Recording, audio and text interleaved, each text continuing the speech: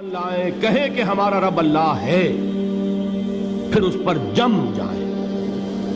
ان پر فرشتوں کا نزول ہوتا ہے، نہ کوئی غم کرو نہ خوف، خوشیاں مناؤ جنت کی جس کا تم سے وعدہ کیا گیا تھا۔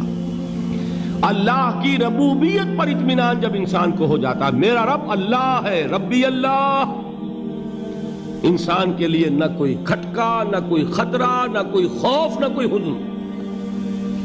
جو کچھ ہو رہا ہے کس کے اذن سے ہو رہا ہے؟ اللہ کے اذن سے۔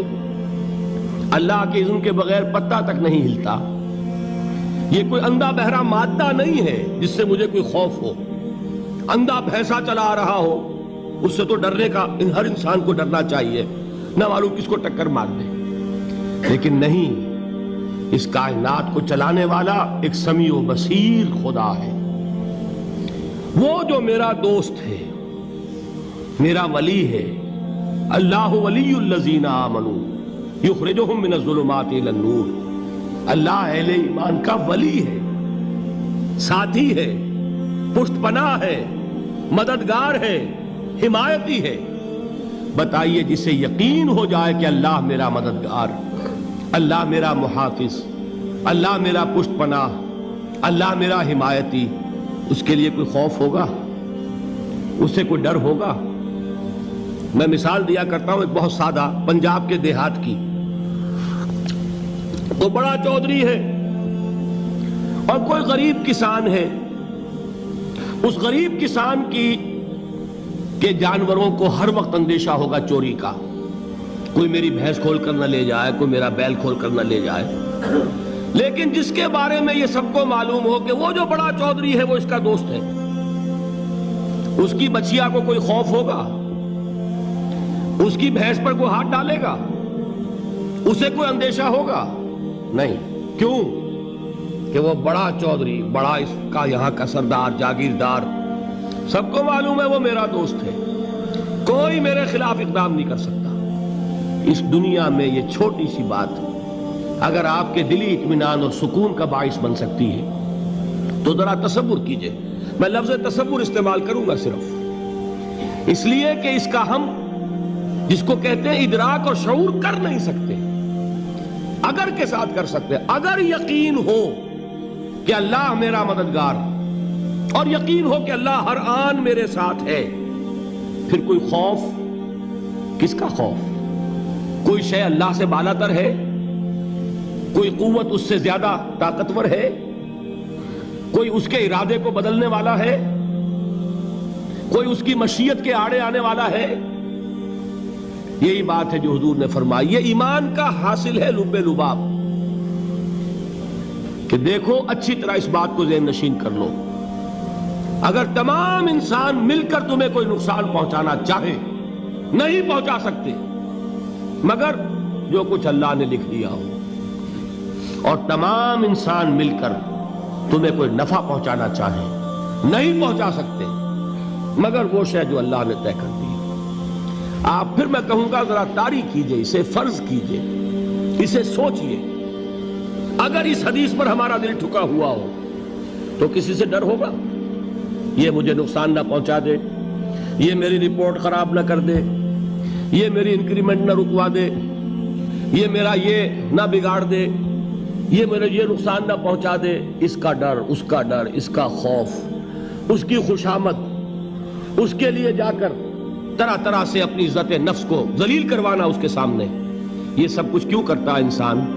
جب سمجھتا ہے کہ اس کے ہاتھ میں میرا کوئی نفع ہے، اس کے ہاتھ میں میرے لیے کوئی ضرر ہے، یہ مجھے کوئی غضب پہنچا سکتا ہے، یہ مجھے کوئی نقصان پہنچا سکتا ہے، یہ میرا کوئی کام بنا سکتا ہے، یہ میری کوئی ضرورت پوری کر سکتا ہے، اسی کا نام شرک ہے۔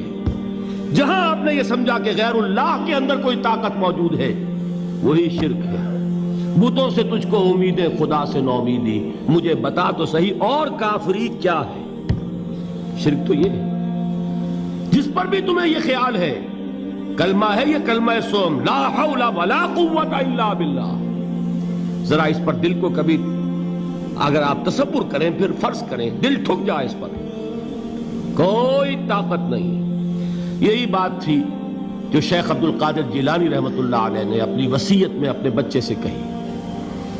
11ویں دینے والے ہیں، لیکن حضرت شیخ عبد القادر جیلانی کی وصیت اور تعلیمات کو کتنے لوگ ہیں جو جانتے ہو؟ یہ جن مقامات تک پہنچے ہیں وہ کس چیز کی بدولت پہنچے ہیں؟